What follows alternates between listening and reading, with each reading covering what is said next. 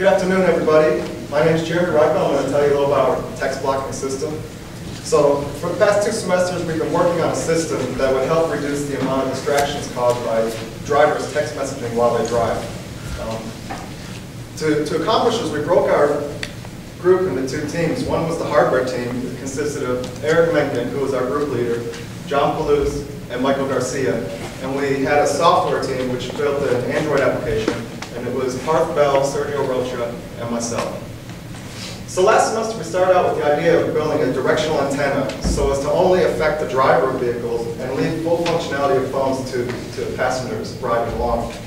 To accomplish that, we had to build a Faraday cage and place it around a router, but we realized that this is not a feasible, practical application for the system. So this semester we purchased a Rabbit Core RCM 5400W Wi-Fi module that we were going to use with the directional antenna. And we purchased this module because we were able to generate the Wi-Fi signal, but also lower the power, which is what we were intending to do.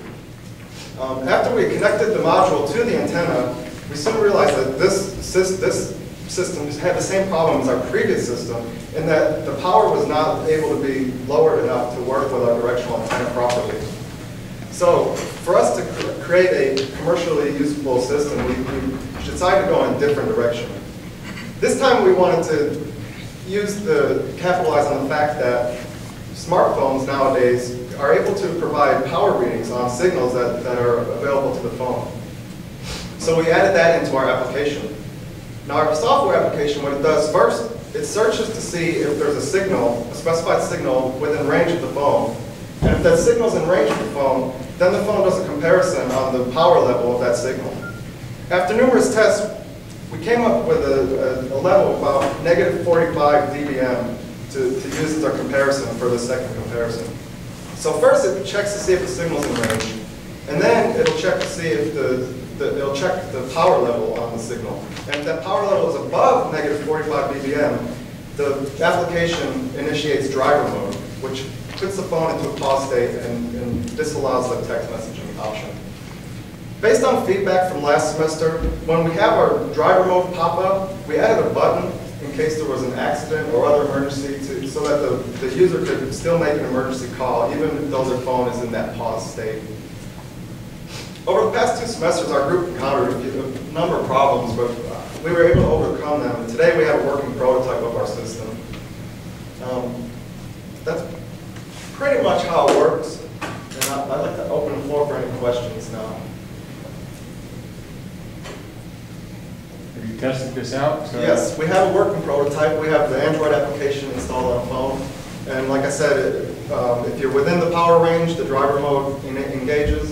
And when you leave the range of power that we set, it disengages. And you can continue using your phone. Yes? So the parents install the app on the kid's phone? For what we have now, it's an application, correct? Yes, that will be So installed. what stops somebody just uninstalling the app? I mean, you can. I mean, what did we come up with? We said that. We were also looking into permissions of the app itself. It could be installed on the firmware of the phone. Another way of putting this product out in the market would be the government enforcing it, and that way it would be put on the firmware. I guess, guys, you know, I was here at the last Senior Design Day 1, and I gave you some fairly blunt feedback at that point in time. You've got one of the larger teams, there's 6 of you. You've got a commercial module you've bought, and you've written an Android app. How do you feel as 6 guys stood there that what you've got to show for 2 semesters' work is an Android app for a engineering problem that the end user can just uninstall? Well, why didn't you look at any of the Android parental control frameworks or anything like that?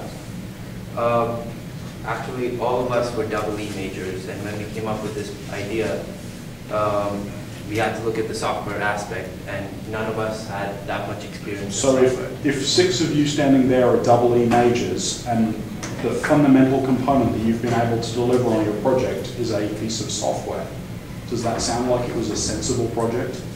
Well, on reflection? Well, we started off with other options, and then as the project went along, the best option was that. So what have you learned? Summarize what you've learned. Well, with the directional antenna that we had from the first semester, we learned about making that. And then we also had a program the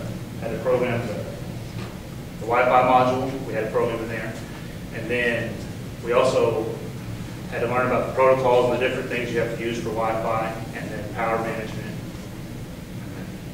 I think the biggest problem hardware-wise we came across was FCC regulations, where for broadcasting on a certain frequency, we have to comply with a wide variety of regulations that within one semester of redoing, we were not able to accomplish. If I recall correctly, during the first semester you were talking about Bluetooth and Zigbee and so on.